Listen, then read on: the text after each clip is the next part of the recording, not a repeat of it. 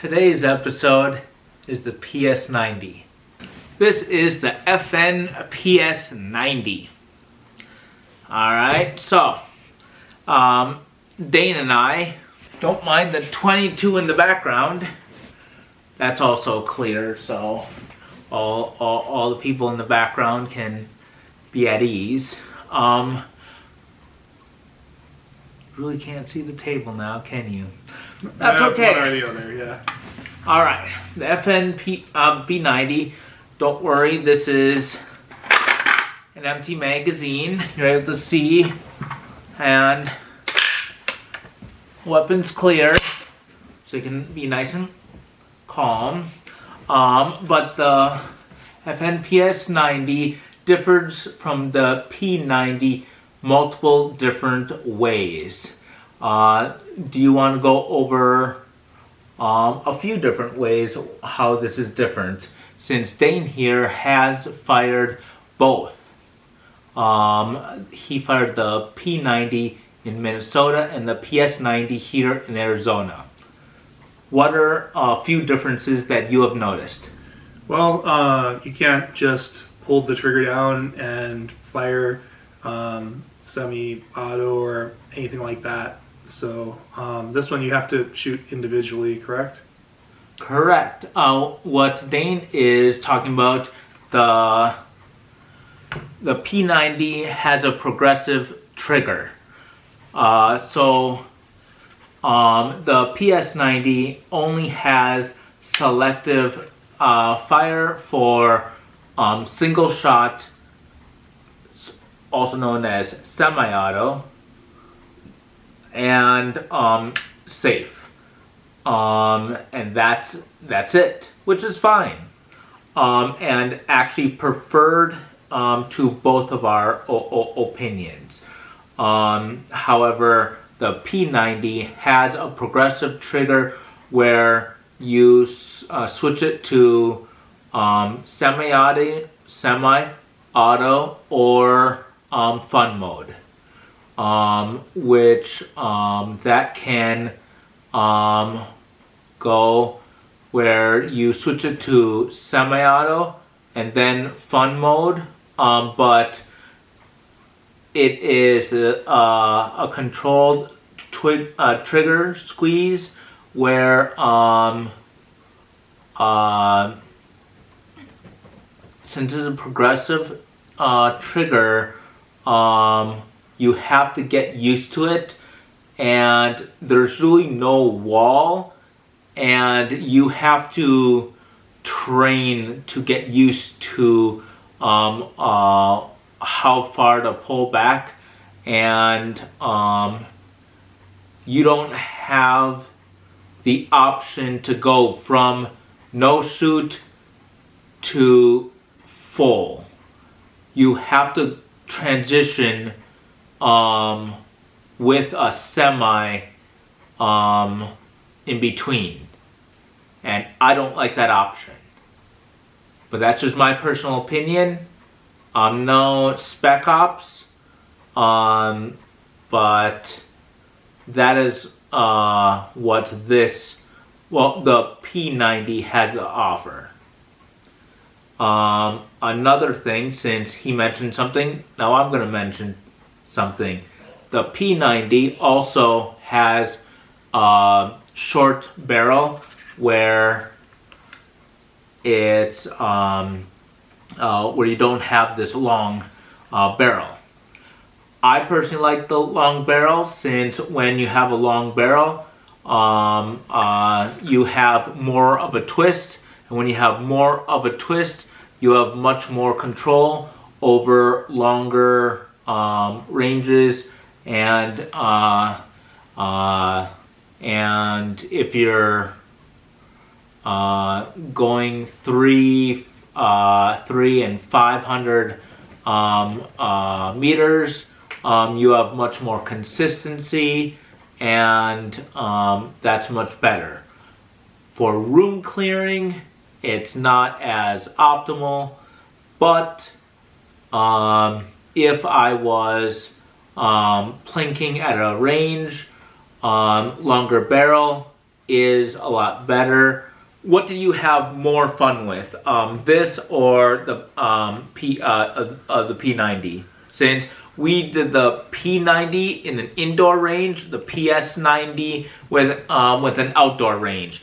So now here's a few things that not everyone may know about a P90 and a PS90 that even some owners may not know.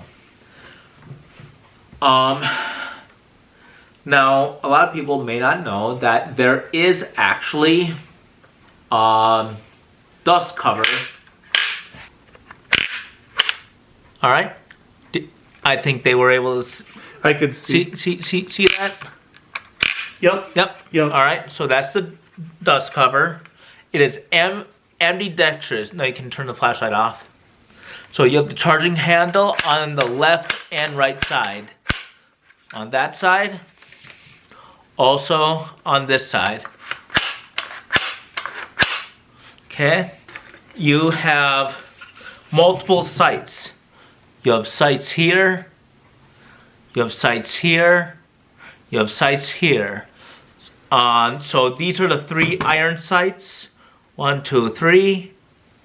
And then you have an optic. So you have multiple options on how you can target. And with the Picatinny rail, you are able to hit your targets. Mind you, because of the PS90, if you're shooting below 50 meters, you have to take account for height, your sights over the bore. So the closer you are, the more the sight over bore you have to account for. That's only something you have to worry about if you are closer to the target. So if you're 10 meters away, you have to aim high because of the fact that your sight is very, very high, so you have to aim high. But if you are 100 meters away, you're able to aim pretty dang close to your actual targets. But when we were aiming, what, 100 meters away? I think about 75. Yeah, 75 meters away. We were able to aim and hit our steel targets center mass without any calibration issues at all, without any dialing in at all. Yeah, because we dialed it in on, like, what was that, 15, and then that was 25 or 25. Yeah, we dialed in on 25, and then only for the optic. Only for the optic, not the iron. Right. Yeah. And so that worked perfectly. Yeah, it didn't seem to have to adjust at all. Yeah, but if we had to dial in the iron, this is the tool that you have to use for the iron sights. You would have to use the key, and then you would dial in up and down. That would be annoying, but we did not have to do that. And dialing in with the optic was very, very simple. I just picked up a simple Pacifier 4. It was on sale. Have to do last time that I would highly not recommend, though, is loading. The loading of these mags is tedious, and my thumb is still numb from doing it multiple days later. So pick up a tool to be able to load these. It took multiple hours to load just 5 or 6 of these guys. Yep. Yeah. Oh, one thing that I wasn't originally going to buy, but I did anyway, was a mag pouch. Yeah. That was very nice. That was very nice. Yeah. That's a simple clip and clip. And when we were firing, it holds about two magazines worth, and every magazine outside of California holds 50 rounds. That's embarrassing. So each pouch holds about 100 rounds. And that's pretty dang good, since all I do is pinch, drop, pinch, then I'm good to go. That is very convenient, since Wow, let's pick up at the end of the day. Exactly. And I was actually very happy with this pouch, since it really didn't catch on anything. And admittedly, I was not wearing my gear because of the fact that I had some bruising on my ribs, so I wasn't wearing my vest. But had I worn my vest, I would have clipped this onto my vest, and I would have left it dangle on my left side, since I don't like slings. There are slings for the P90 or the PS90. I personally don't like slings. I just like clipping it onto my left side, since I am a left-handed shooter. It works, but every fighter has their own preference, and you choose what to do. Now, how simple it is it to clean and disassemble? So obviously, so this is how you get it from the range. Well, not from the range, but you take the mag out by just pinching, and it comes out. There's a button right here. You push it. You take the upper off. That's pretty simple. Take the bolt out.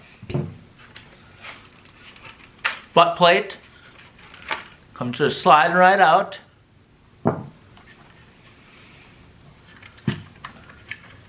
The back, the pinch up.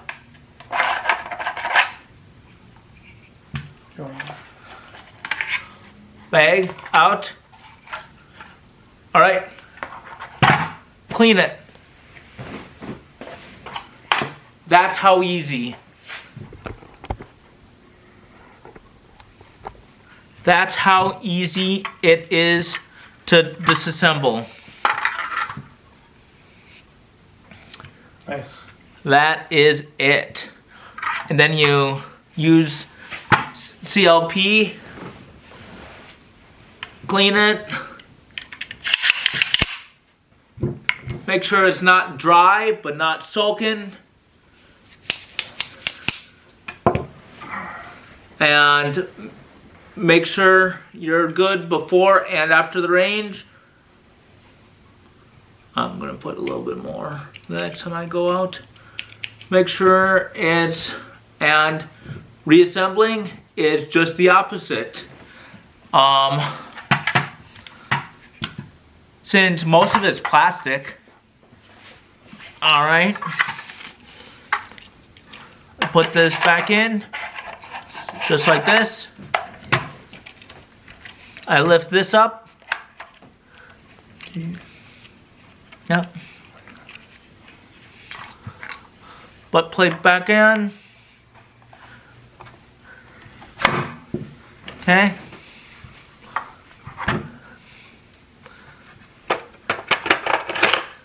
You know what? I'm going to intentionally put this on upside down. See, look, it doesn't fit. Oh, nice. So it is idiot resistant. Hey, look, it fits.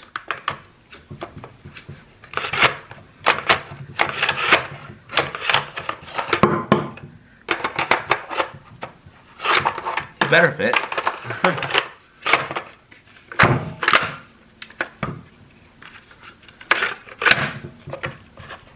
the butt plate. Oh, backwards. See? Idiot resistant. Check it out. See? And now, move that magazine out.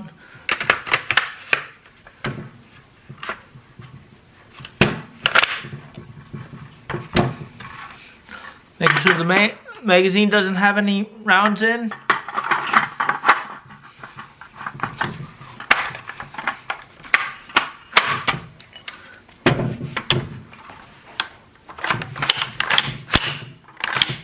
It slides easily. That moves freely.